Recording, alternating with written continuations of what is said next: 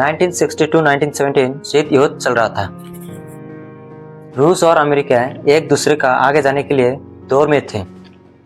उसी समय Soviet union का एक इंजीनियर रोस्तिस्लाव अलेक्सेयेव ने ऐसा मशीन का डिजाइन किया जो मशीन राडार में भी दिखाई नहीं देना चाहिए और मिसाइल लेकर 500 पावर किलोमीटर से भी ज्यादा दौड़ने वाला क्षमता रखता था।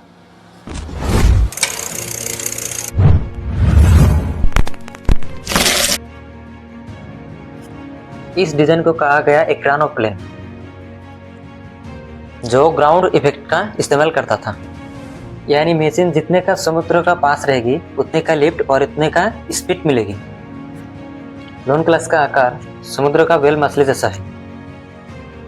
उसका लंबाई में 73 मीटर, ऊंचाई में 19 मीटर और भारी में 350 के आसपास और अधिकतम स्पीड 500 पावर किलोमीटर।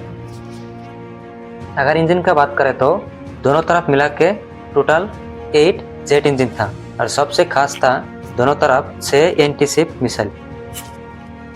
इसका लक्ष्य था दुश्मनों का जहाज से तेज छुपा हुआ और सीधा हमला, क्योंकि ये जहाज हवा में ऊपर नहीं जा सकता बल्कि पानी का 3-4 मीटर ऊपर ही रहना पड़ता। इसलिए राडार को समुद्री लहर जैसा दिखाई देता। दुश्मन समझ नहीं पाता उसका पास कोई आ रहा है। 1980 के दशक में जब लोन क्लास का परीक्षा हुआ था तब इसका गर्जन कई किलोमीटर दूर तक सुनाई देता था।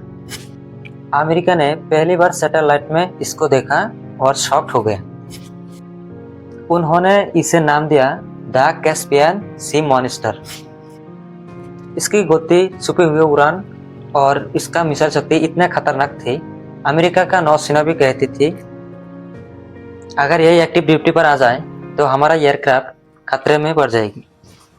रूस इसका 10 मॉडल बनाने की तैयारी कर चुका था, लेकिन फिर आई बदकिस्मती।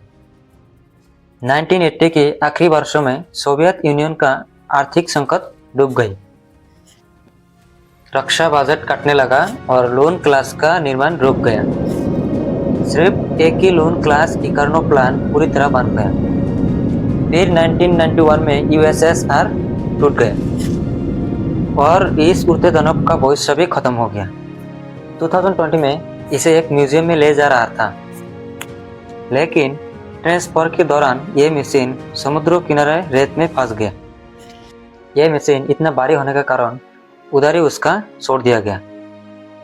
पूरी दुनिया में ऐसा एक प्लेन था जहाँ पूरी तरह से पानी में चलता, ना पूरी तरह से हवा में चलता, और पूरी दुनिया में एक ही प्लेन था और इसलिए इसको नाम दिया गया दी मॉन्स्टर। यह इतिहास के उस आविष्कार में से एक था जो पूरी दुनिया को हिला दिया था, लेकिन अपनी पूरी ताकत दिखाई नहीं पाया।